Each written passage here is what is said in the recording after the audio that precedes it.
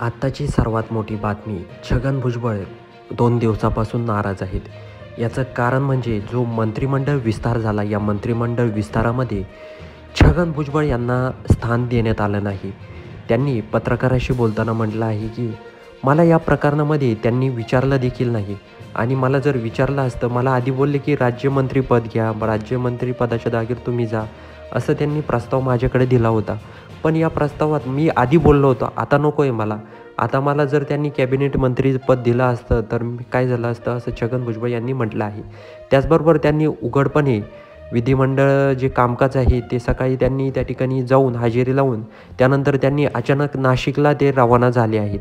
आणि त्यांनी पत्रकाराशी बोलताना म्हटलं आहे, की मला मंत्रिपद दिलं काय आणि आता छगन भुजबळला बाजूला केलं काय, आता काही फरक पडत नाही. कारण छगन भुजबळ हा असा व्यक्ती आहे, हा पुन्हा उभा राहील आणि पुन्हा माझा संघर्ष सुरू होईल. त्यामुळं मला डावललं काय, फेकलं काय, काही फरक पडत नाही, असं वक्तव्य छगन भुजबळ यांनी केलं आहे. त्याचबरोबर त्यांनी असं देखील म्हटलं आहे, की माझे जे समर्थक आहे यांनी आंदोलन करायला सुरुवात केली आहे. त्यामुळं नक्कीच त्यांना असं वाटतं, की मला मंत्रिपद मिळालं पाहिजे.